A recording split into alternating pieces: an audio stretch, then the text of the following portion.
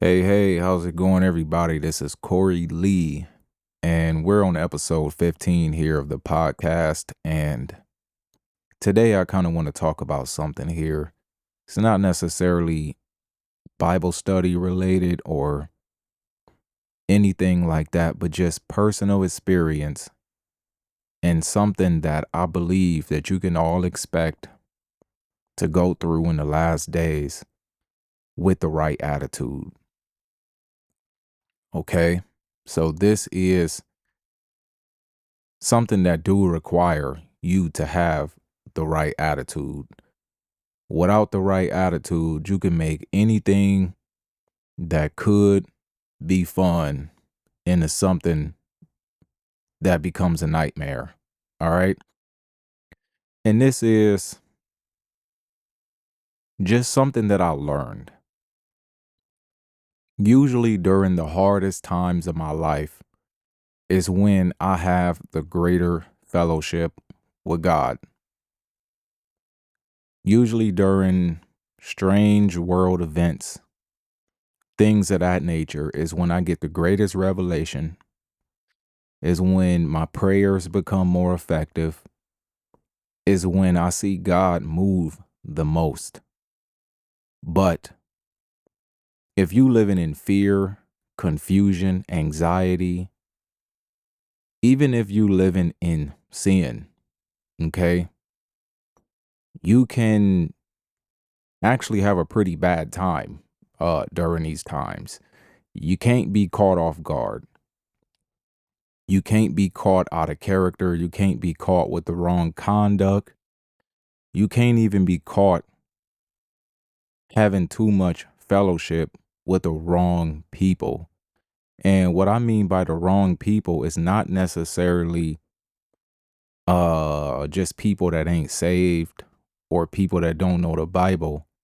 I mean wrong people as in this particular person is outside your assignment, is outside the mission. And this can even be sometimes like this can even be people that's supposed to be brothers, sisters, things of that nature. But the wheat and tear look similar until they all grow up. But sometimes these hard times expose a lot about you, where that seed was planted. Oh, yeah, where that seed was planted. Was that seed sown by the wayside? Did that seed have root?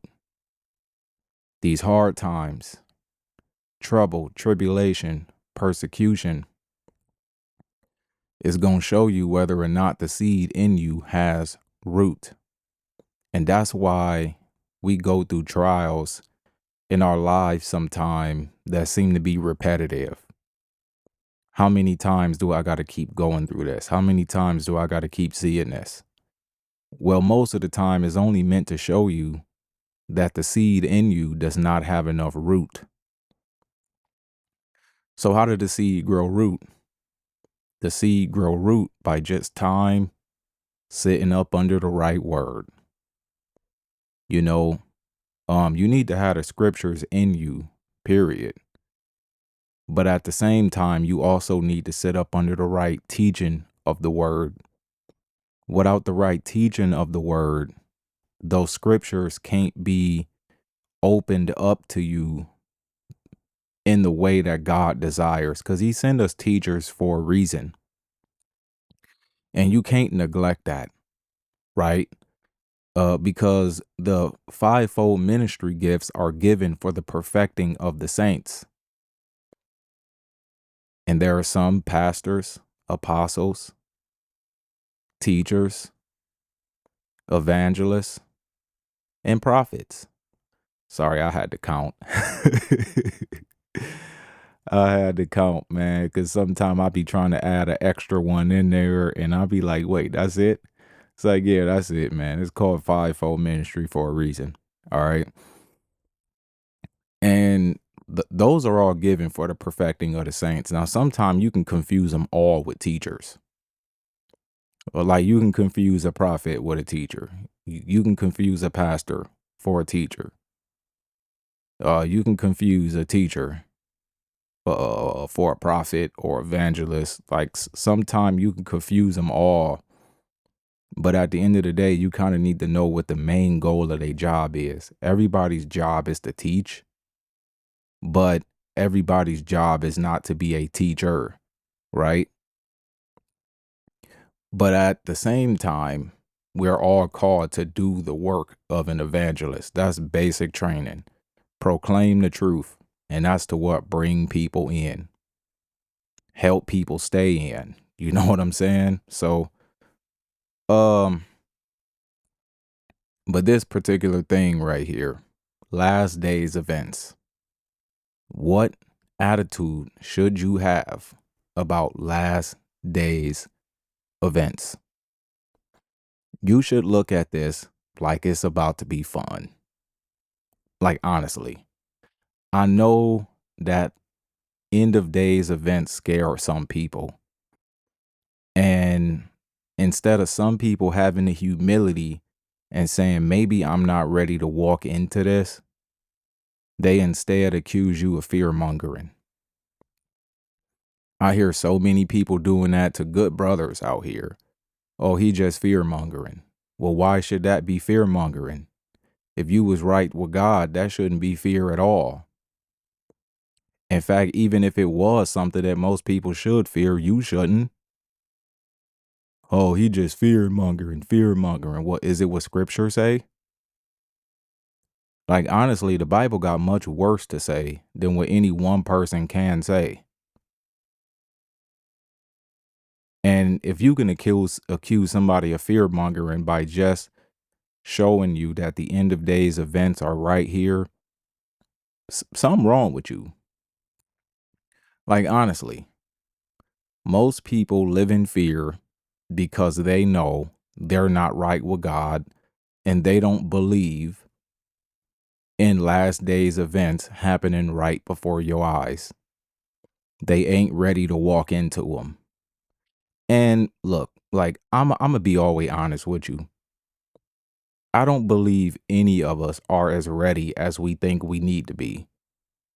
I don't believe any of us are ever going to be ready until we're made to get ready. Honestly, like you can think you ready all day long, and I guarantee you something gonna come around that's gonna try everything you thought you knew.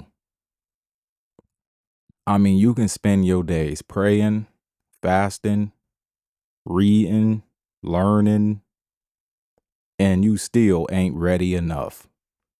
The only thing that's going to get you ready enough is things happening right before your eyes and you get made to get ready for what you going to run into personally. Because you don't know what you're going to encounter personally. You really don't know. All you know is, hey, God has got me covered no matter what I go through.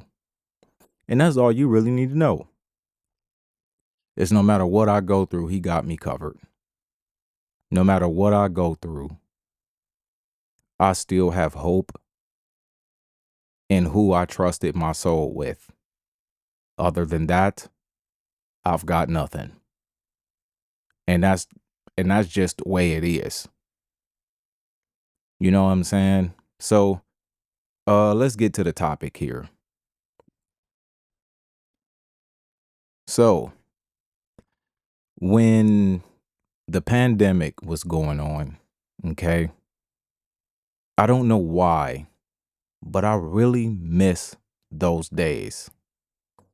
I don't miss the pandemic. I don't miss all the fear on everybody's faces and the sudden change in attitude towards your neighbor and all the lies in the media and all of that stuff. What I miss is the fellowship I had with God when times are hard, situations are dire. And even like during little small things in my personal life, when I'm having my own little warfares going on, it's something about the fellowship I have with God during times of warfare. when you really don't know what's going to happen in the next 10 minutes. Like you don't even know if you're going to be here tomorrow. But when life is easy, it seems like your spiritual life is dry. Has anybody ever really realized that? When life is easy, the spirit world seems dry. Now, some people see it the opposite, right? Yeah, because a lot of people don't serve a God of war. Like a lot of people serve a God of ease and comfort. And truth be told, like that's not our mission here. Our assignment here is not about what can God do for me to make my life better. Some people's whole relationship with God or the God they made up in their heads is how can I have a much better life? Point blank, period. In fact, a lot of people think that is what knowing God is all about. Dead serious. Some people have yet to receive the gospel simply because the gospel they have received is based on everything but what scripture say. Yeah, I mean, maybe they can cherry pick a few scriptures and come up with a way to make it sound like that. But if you take the whole thing as it is that really what we here for? Our own prosperity, our own gut, our own comfort. He said, woe to those who are at ease in Zion. Woe to those who are at ease in Zion. Woe to you when all men speak well of you. Everybody want everybody to look at them and say, what a beautiful child of God. Everybody want everybody to look at them and desire to be like them. Truth be told, the Bible say that all men will hate you for my name's sake. That's the last days events. And you got to have times in your life that prepare you for what that's like. You just really do. Or else you going to fall apart when stuff like that happen. You ain't going to know what to do when everybody think evil of you. And you ain't did nothing but try to save your own soul because you was in a situation that was dragging you to the pit of hell. But everybody ain't gonna understand that. And the reason why everybody ain't gonna understand that because it ain't their business. It always seemed to be everybody's business when they got something to say though, right? Everybody got an opinion, but let the truth come out and, oh, it ain't my business. Well, then it shouldn't have been your business to begin with. Like, you know what I'm saying? Everybody got an opinion when the lies being spread, but don't nobody got an opinion when the truth come out. It just seemed to be that way. And you can't overwork yourself trying to get people to understand you because it ain't meant to. Most people will never walk with God. You just need to know that. Most people will never understand you, even if you showed them word for word in scripture why they should as a believer. Most people won't ever believe until they already in hell. That's just the way it is. And I hate to say stuff like that, but come on, man. We know that's true.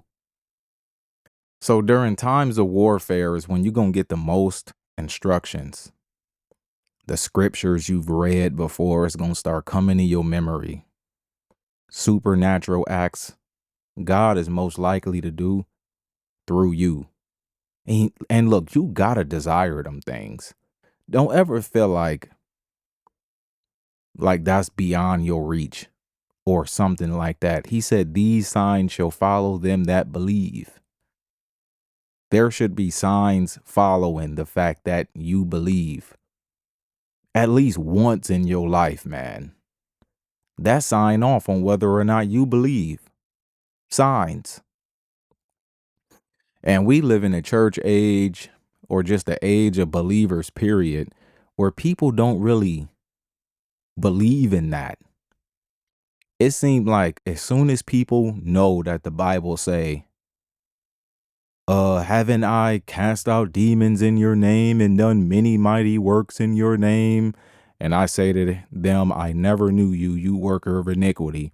It's like people read that and they automatically think anybody casting out demons or doing mighty works in his name is automatically somebody he never knew, as if the Bible did not say, these signs shall follow them that believe. As soon as people find out that the Antichrist and the false prophet will call down fire from heaven, they automatically think only the Antichrist and false prophet does miracles. I literally heard somebody preach that before. Oh, in the last days, it's going to be the Antichrist and the false prophet doing the miracles. They're going to be the ones doing the miracles, not the believers. I'm like, man, you a bold-faced lie. And not even a bold-faced lie. You just really don't know what you saying, honestly. Like, I hate to call people a liar, especially when they talking live, because some people don't realize what they saying.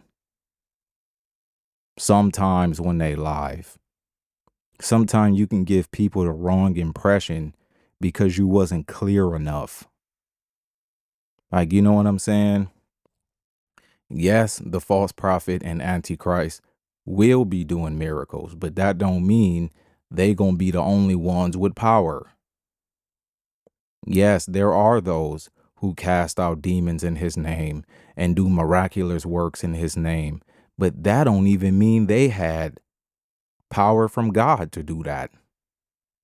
It don't even mean that they actually did what they said they did. They just could have thought that's what they was doing the whole time.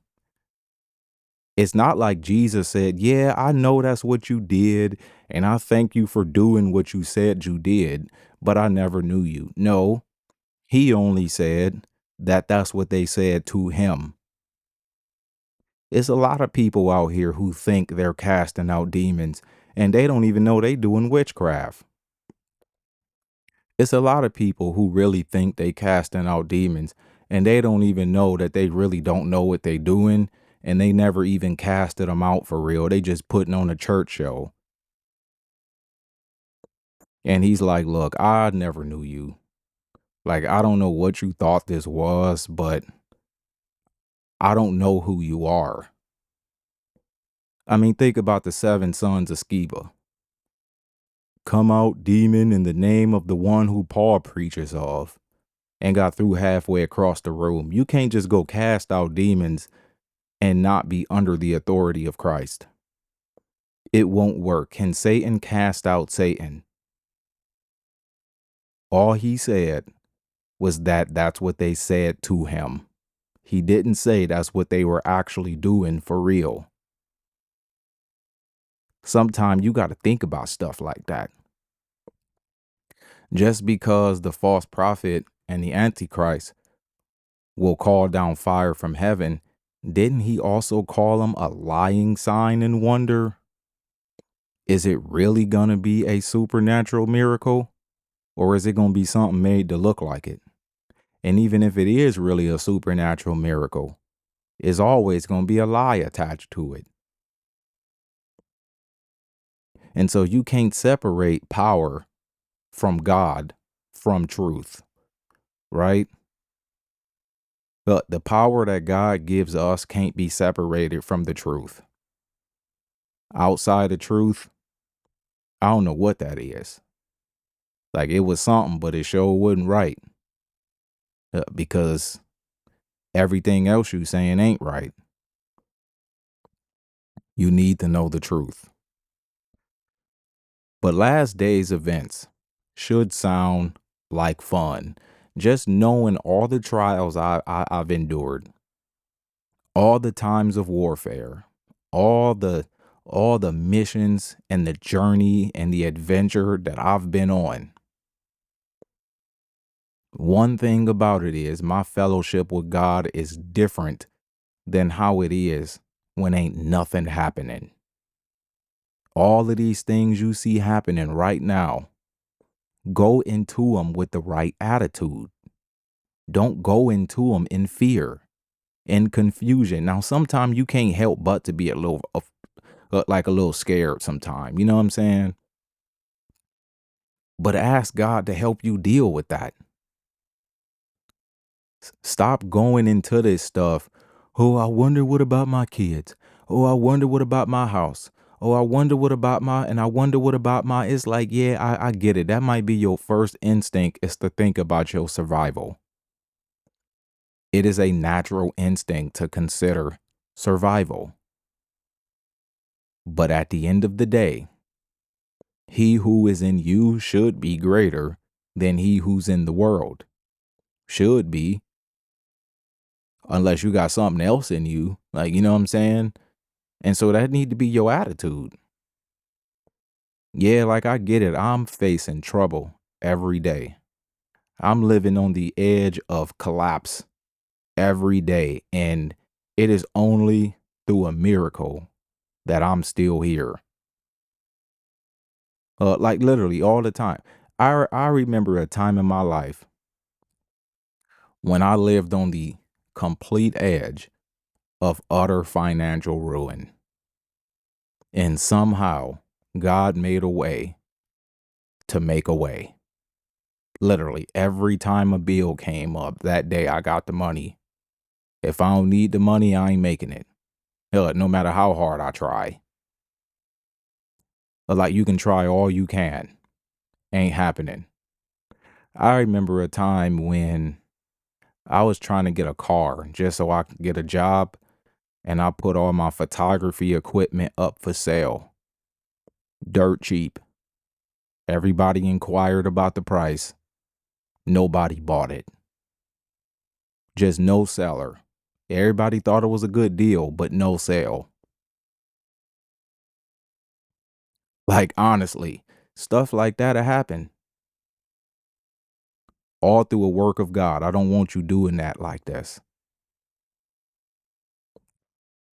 I remember times in my life when I would advertise services dirt cheap just so I can have extra money.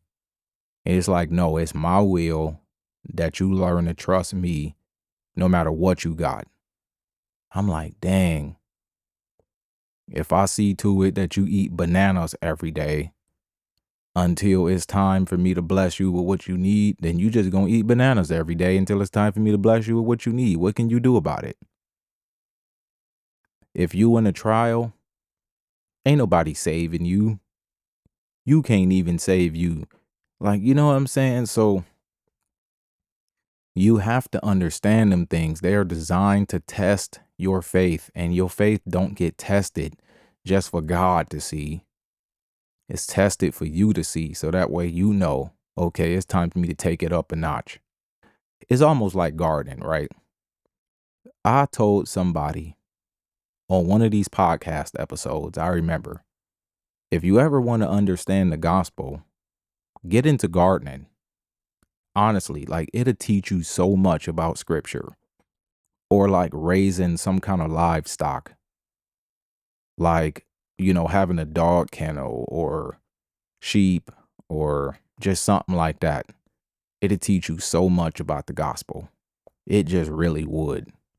Stuff you thought wouldn't even relate it to each other. But gardening,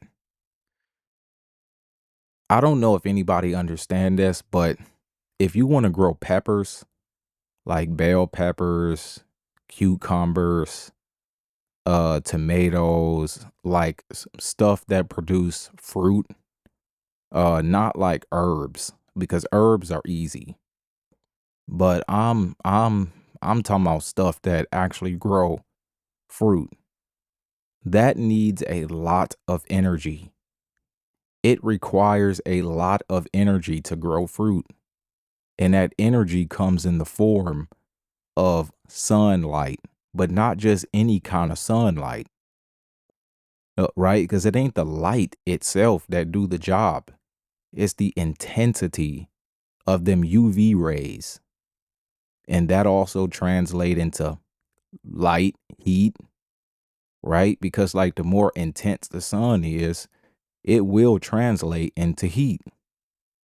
And that is what allow those plants to grow fruit.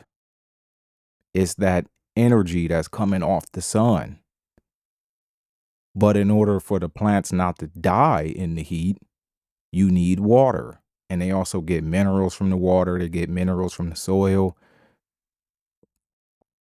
And that heat is the stuff you go through in life that's producing fruit. Like you think it's just a unnecessary hard time. But what you don't know is that those hard times produce fruit in you. But in order to not die, spiritually speaking, you have to sit up under the water. You need water along with that. And the more intense that heat is, the more water you need. Washing of the water of the word, or washing by the water of the word. And you're going to need word. You're going to need trials. You're going to need prayer. And that prayer time is when you go into the secret place. That's when the sun go down and the sun moves a little bit. And now you in the shade in your hiding spot just to cool down until, tomorrow bring another thing. See, gardening to tell you a whole lot about this, man. And different kind of peppers too. Man, gardening, like it taught me so much, man. Like dead serious. It just did. It really did. Right? Even when it come down to planting seeds and reaping the harvest, stuff like that. And different kind of fruits need different kinds of care. They need different kinds of soil. Like blueberries, they need acidic soil, very acidic soil. They grow in soil that other things don't grow in. And that soil is where you plant it, the place you plant it. Some people get planted in harsh environments, and some people get planted in more neutral environments. It don't mean that everybody get harder times than the other, because hard is dependent on the person, right? I know people right now who would lose their mind if they heard gunshots in their neighborhood. They would literally lose their mind, sell their house, like they'll start visiting a shrink, all because they heard gunshots in their neighborhood. I'm like, come on, man. Like, I grew up watching this. Like, people die every day, B. Like, I'm not desensitized to it. It's just that I definitely won't lose my mind over it either. Like, you know what I'm saying? And it's some people who would lose their mind if life is just too easy. Everything is just too perfect. See, I'm one of them people. When everything just too perfect, like it's just too quiet around here. I don't know. Let's start some trouble. Like, see, I'm one of them kind of folks. I don't like too easy, too smooth, too quiet. Everybody just too nice. Like, dang. Like, everybody smiling. Just everybody too nice. It ain't nothing going on. Like, everybody just comfortable. I'm like, no, that's dangerous. Something wrong with this. Something wrong with an environment where everybody just too comfortable. But some people can only tolerate that.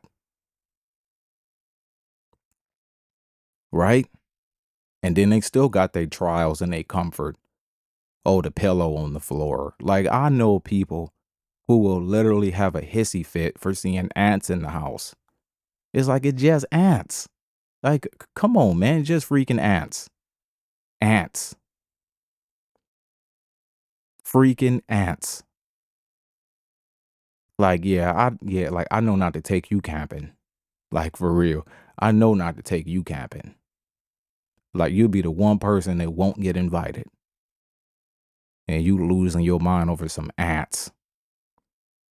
I know people who will lose their mind over a dirty sock in the floor. My house is so nasty. It's a dirty side. Pick it up. Yeah, like I get it. It is something out of place, but it don't require all that stuff. Get out of place. Especially if you got kids. Especially if you got kids. You talking about having a clean house and kids? No, you can forget it. At the same time, still clean it, but it ain't gonna stay that way. Like it's all part of raising kids. You know what I'm saying? So expect to have great fellowship with God. We got the National Guard out here right now, patrolling neighborhoods, predominantly black communities. Like everybody know what they doing. This administration know who they targeting and they know why they targeting them. It's just that the people being targeted don't know why. And I wish they would. I really wish they would. I wish my brothers and sisters would wake up and realize it's time to smell the coffee. But hey, that's a topic for a whole nother discussion here. Whole nother discussion. And like, you want to know something though? The church here in America has had it too easy for too long. Well, I mean, I didn't, but at large, everybody who claimed to be in church, most of them, has had it too easy for too long. It is time to stir up some mess. Let's see who really saved.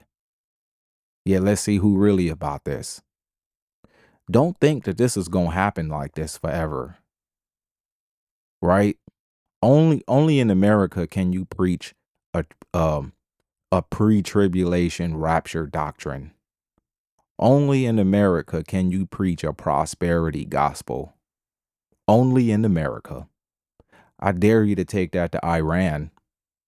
I dare you to take that to China. I dare you to take that to Pakistan. I dare you to take that to Mexico. Right? I dare you to take that anywhere but America. People gonna be like, well, we've been persecuted since the church began here. And we ain't seen no rapture yet. Like all these Christians who done got their heads cut off by ISIS ain't seen no rapture. All these Christians being persecuted by the government in China ain't seen no rapture. Only in America can you teach that. And when it start happening, people gonna start walking away from Christ in droves. I didn't sign up for this. Most people only became a Christian simply because they want to disappear in the rapture before the bad stuff happened. Like, I guarantee you, most people claiming to be saved today would not be saved if they knew that ain't gonna happen that way. You gonna get tested with a lot of this stuff, especially that thing. And then you want to know what people gonna do? Fool they self to believe maybe the Antichrist is Christ. And maybe he will be the one that rapture us to heaven. Well, I didn't see a rapture yet, so that couldn't be the Antichrist. And besides, if it is the Antichrist, I am by no means prepared because I was expecting to vanish off the face of the earth before I seen any of this. And so therefore, it couldn't be this. I don't know if people know, but that was created by the Catholic Church on purpose.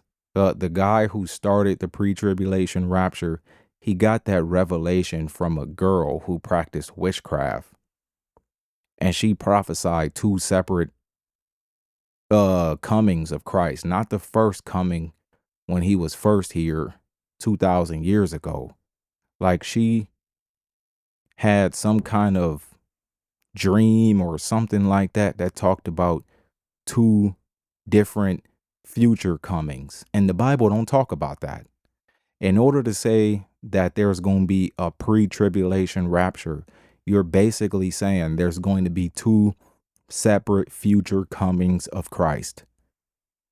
The first coming is the rapture, and then the second coming is when he come and set up New Jerusalem, and he dragged the nations down to the valley of Jehoshaphat to war against them for what they did to Israel and Judah.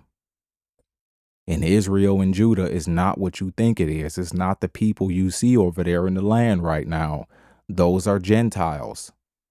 Didn't the Bible say that Jerusalem will be trampled over by the Gentiles until the age of the Gentiles be fulfilled? Aren't we in the age of the Gentiles? As soon as the gospel went out to the Gentile nations, that was the age of the Gentiles. We still there.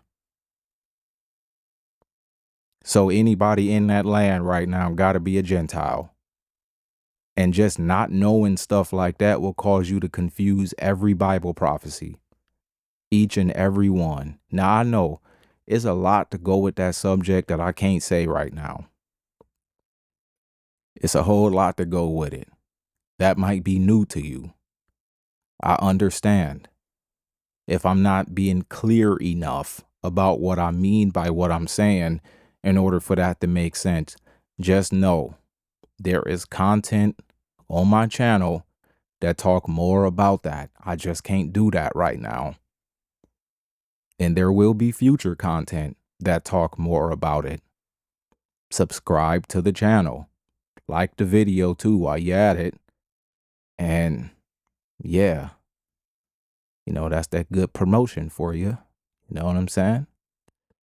That good old promo. But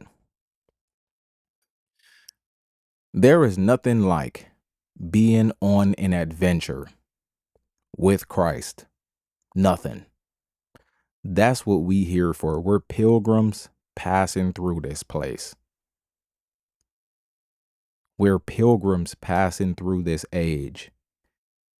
We are not here to establish a comfort zone here. That's what so many people's relationship with God is all about. And I'm saying God in quotations here. It's about having a comfort zone here in the name of Jesus, right? No, that's not what our lives are about. Like, I don't know if you ever heard somebody say that like that, but yeah. And I'm not saying that you're not going to have times of comfort. I'm not saying that your home should be a war zone. Like, you know what I'm saying? But all I'm saying is it ain't never been easy to be saved. Ever. It ain't never been easy to be called by God and on an assignment. Ain't none of this ever looked like what Mike Todd and the good old boys make this look like. Like, this is a dirty job. I don't know if y'all know this. Everybody God has ever used in the scriptures has had a dirty job to do. Daniel, a dirty job. You talking about being through in a lion's den? Paul, a dirty job. You talking about being on the run, starving, being at shipwreck, bit by a snake. Like,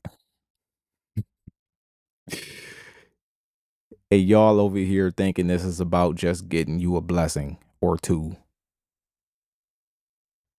And I'm not saying that God ain't the kind of God that want to bless you. Like, he really do, but he want to bless what's in the mission. And it could be people in a false gospel that got more than you. But he bless you with what you need to continue this assignment. You just got to be somebody with the mind of a man on a mission. I have the mind of a man on a mission. I have never gotten used to being an American. I don't even know what this is. I have never gotten used to this ever at all, really. Like, I don't even know what any of this is like. I don't know what it's like to be earthbound at this time in my life. Now, I'm not saying that I haven't been like that. Like, I have been a child of this earth for a long time, like, pretty much most of my life. I'm just not like that no more. What you call being successful is not the same thing I call it. Like, I have a different outlook on success than most people do. Like, I have a different outlook on a successful ministry than most people. Because if y'all call these ministries y'all see today successful, then what do you call the ministry of Christ? But like, that's that carnal minded stuff y'all be thinking about. Like, I mean, he was really in his public ministry 3 years. And from a lot of y'all's minds on what it mean to be successful, I guess that made him a failure. No, it just some people's minds are too carnal for this. Too carnal. Like, you need to have a spiritual mind, and I'm not talking about some hocus pocus kind of stuff, and I'm not talking about some I don't know. It's like everybody want to live the glory days of churchanity so bad, and people go too far over and above to relive the glory days of churchanity. I'm sorry, but God is not in the business of that anymore. I mean, he's raising up what you might think is a new breed of believer. And really, it's the first thing. It's an old thing, really. Like, it's just that y'all been so used to these glamorous preachers. Like, I mean, like, y'all can't even notice a guy on a mission. Because what you think a man of God is somebody with a slick back. Like, it's see. No, no, no, no, no. No. I mean, he said those who are in soft raiment are in king's palaces. But what did you come out to see? A reed shaken by the wind? Huh? I don't know what you came out to see. A pretty boy? I don't know what you came out to see. A tough guy and a muscle man and a I don't know, but some people get the wrong perspective of this. Like, you know what I'm saying? Like, some people got it all twisted. Like, no, everything you think a man in the gospel serving the mission is wrong. Like, I mean, some people think that if you don't smile and talk soft and pat everybody on the back for their wicked ways, they think that, well, you couldn't be a man of God because God accepts everybody. Well, I did. I mean, bad enough I'm talking to you right now. Like, it's just that you can't stay that way, right? Man, but one of these days, religion is going to fail everybody. And you got to have mercy on people for what they come to the reality of, because some people never been through none of this before. It's a lot of people whose faith has yet to be tried and tested, but because they have yet to have faith. But it's going to be a matter of time before it get put in their face. And you just got to be like, you got to be comfortable enough with being patient with people that has been dumbfounded all these years. Like, it is what it is, y'all. And that's why he sent somebody like you. He sent somebody like you on purpose because he know it's a lot of people that need to learn from you. All that you've been through in your life is going to be for the teaching and edification for the good of everybody else. And you just got to be cool with that. Like, you know what I'm saying? Everybody ain't going to get this right away. And that just need to be something you understand. I mean, you can't just be too quick to cut people off because of what they don't know or don't understand. Like a lot of times they willing to, but you got to start all the way from the bottom. It might seem like you beating a dead horse and really this is news to them. But like I talk about the rapture and stuff, I feel like I'm personally beating a dead horse. But to somebody else, they ain't never heard that before. Like I might talk about how the prosperity gospel is of the devil, and I sound like I'm beating a dead horse, but somebody else ain't never heard that before. They like, what? I grew up in that. I didn't know that. And so you just gotta be able to be patient. That's why the fruit need to grow in you. And the fruit grow in you through all the times you done been through trials and tribulations. All the people who tried to smear dirt on your name, and all the people who tried to come after you and make your life a living hell. All the hardship you've been through, the financial collapses and all of that stuff, failed marriages and job opportunities lost. And like you just gotta take the fruit that he grows in you, but to help lift up your neighbor. And that won't always feel good to your neighbor. They might think you trying to tear them down. And you just got to be able to know what is instead of what somebody else feel like it is. So, these last days events, you need to look, you can only do this by staying close to God. You can only do this by way of prayer. Every day you're going to need a new answer, a new assignment, a new instruction. Because we get ready to face times when the wrong move can spell your life. I mean, he might tell you something as simple as don't go eat at that restaurant. You like, but that food sounds so good. Don't go eat at that restaurant. Well, everybody else there, don't go eat at that restaurant. And then let's just say you listen. I mean, like you ain't want to listen, but you did. Like I give it what, like 2 days. Everybody that ate there had food poisoning. Stuff as simple as that. Hey, I don't want you eating this no more. And you really don't know the food been laced.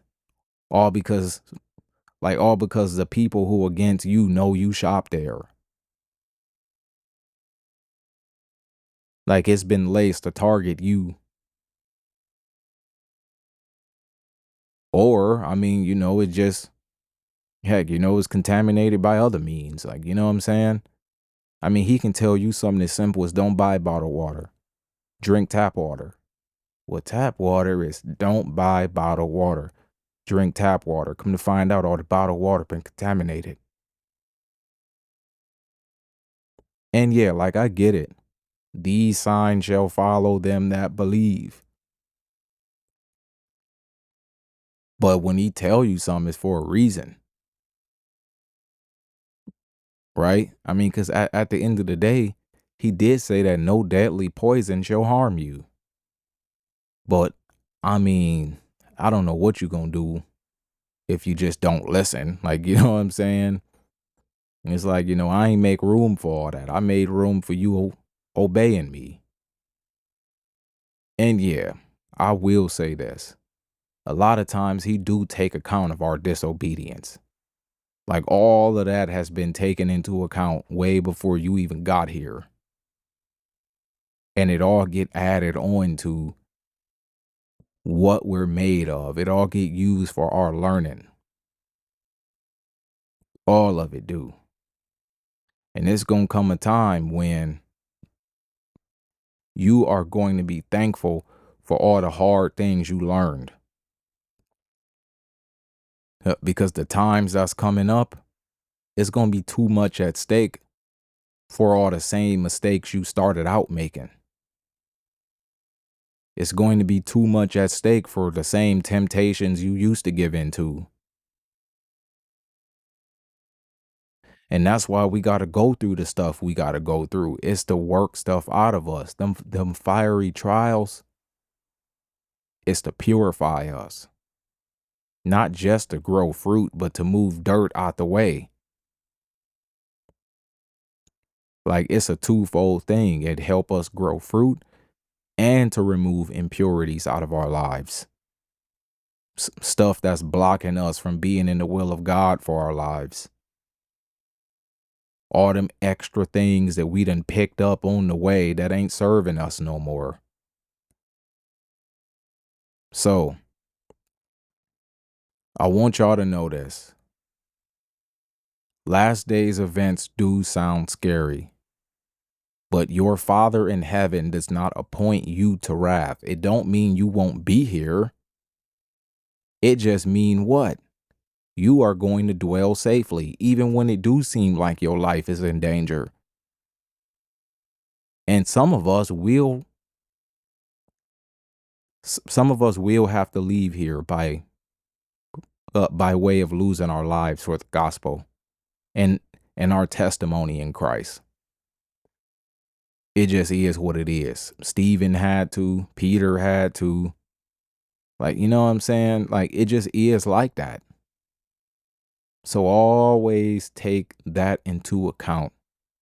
It ain't going to be meant for everybody to survive all the way to the end.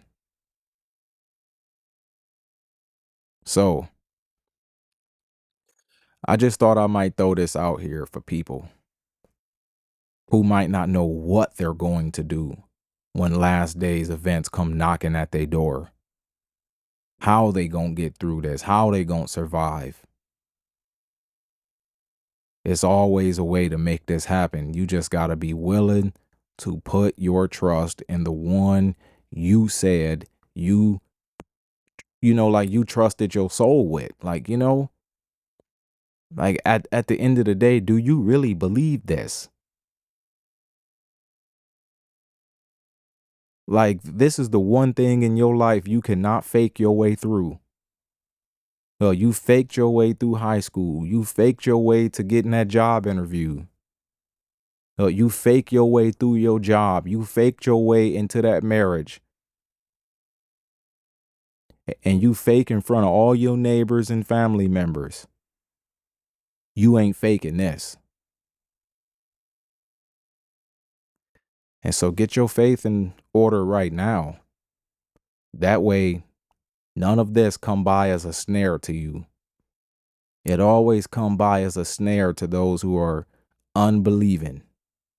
And you can be unbelieving and don't know it until something come by to show you don't believe. Heck, like according to what you know, you believe. And then something come by and surprise you. And now you got them negative thoughts in your head about God. See, that's going to be the last thing you can afford. So, like, that's why I'm here saying this to you right now. Last days events don't gotta be scary. It's just you need to be right with God so that way nothing surprises you and nothing scares you. But other than that, I thank y'all for listening. I'm about to get on off here and get ready to get myself together for an assignment I have later on. So I ask that you all, if you have any questions, leave them in the comments. If you do enjoy the content, please like the video, subscribe to the channel, and thank all of you who do support. Peace.